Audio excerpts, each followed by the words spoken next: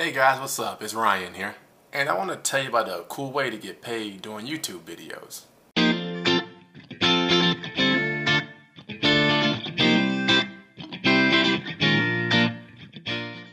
There's quite a few ways to get paid on YouTube. You can go the monetizing route, ad revenue, or you can do product placement. That's for the more popular YouTubers. Everyone wants to get paid to travel. That's the dream. These are some pictures of places that I've traveled to. And the interesting thing is that there are governmental agencies that want you to travel for them as well. These places are called Convention and Visitors Bureaus. If you don't believe me, go to Google, type in your city, and then type in the letters CVB after that. So what do these government agencies do? All the events, all the travel destinations, hotels, clubs, food, restaurants, everything that has to do with the city, they market and promote these things for visitors coming into the city. And the one thing that they're looking for, YouTube influencers, particularly ones who know the millennial market. Because guess what? Like it or not, millennials are taking over. These Convention and Visitors Bureau agencies are paying millennial YouTube influencers to come out and film to their audiences to help drive revenue to their cities. So I want to give you 5 tips on how to get in the door with these agencies and get paid. Number 1. You have to know what cities to look for. Not every city is looking to market to millennials. One thing I've learned is that there are just some retirement type cities. And although they may be beautiful, they may not want your young energy around. I did that one time with Sedona, Arizona, and they said they weren't marketing to millennials. And I had to be fine with that. And so do you. It didn't stop me from filming there, but I knew I wouldn't get paid to do it. So one thing you have to do is research the market. See what cities are actually looking to market to millennials. That takes nothing but a quick Google search. And once you've done that, you're ready for step 2. Go for the middle of the market. Let's be honest, if you're not a huge social media influencer, it's going to be really hard for you to land a big city like Houston or Miami or Philadelphia. But you also don't want to limit yourself to a small town, because then no one's going to take you serious. There's plenty of up-and-coming towns that are trying to reach larger audiences. These are the cities you should go for. Cities like Raleigh, North Carolina, Charleston, South Carolina, or even Grand Rapids, Michigan.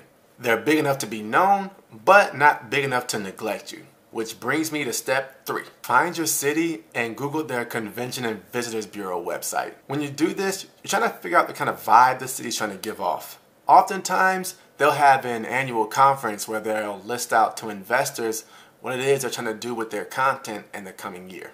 For example, the theme for Raleigh this year is the overnight visitor, meaning they're trying to find ways to get visitors to stay overnight. Simple enough. So when you're looking at the website, you want to find out what kind of activities the city offers, what kind of fun things there are to do, even festivals, and see how your content can cater to their needs. Don't forget, it's about the city. Which brings me to point 4. The pitch. This is possibly the hardest thing to do. It requires the most courage and the most resiliency. What you want to do is go to Google and type in Convention and Visitors Bureau staff, or CVB staff, and then you'll get a list of names of employees from the agency. Don't worry, it's all legit. Because it's a governmental agency, all of their contact information is up for public display. You'll want to find the people in the marketing division, specifically the content director. Some cities have it, some cities don't. But you want to make sure that they have something to do with the digital marketing team. Then it's time to suck up your nerves and actually email them. Don't just casually email them. You want to be professional.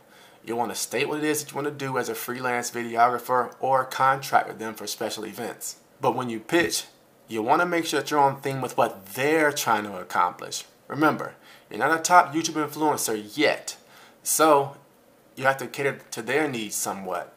Usually that means seeing what it is that they're trying to do as far as their content strategy goes. I can't stress how important research is. You'll want to make sure you have examples of what you can do. And by that, I mean have your channel up, have some videos up already so you can show off your uniqueness. Which will lead me finally to number 5. Know what you bring to the table. Too many people shortchange themselves because they don't know their value. Your time and effort does count for something, so never forget that. You must know the specific skill set you bring to the city that will help them out, because in the end, you want it to be a win-win for everyone. You can't do that by shortchanging your client. You have to show they can trust you. So when they ask how much you'll charge and what it is they get with the fee, be confident in what you're going to say.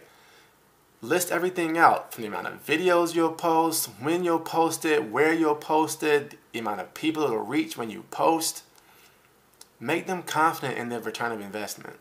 When these cities see your page, they need to feel the unique vibe you bring to them. They need to know they're trusting the right person, which means you need to stand out.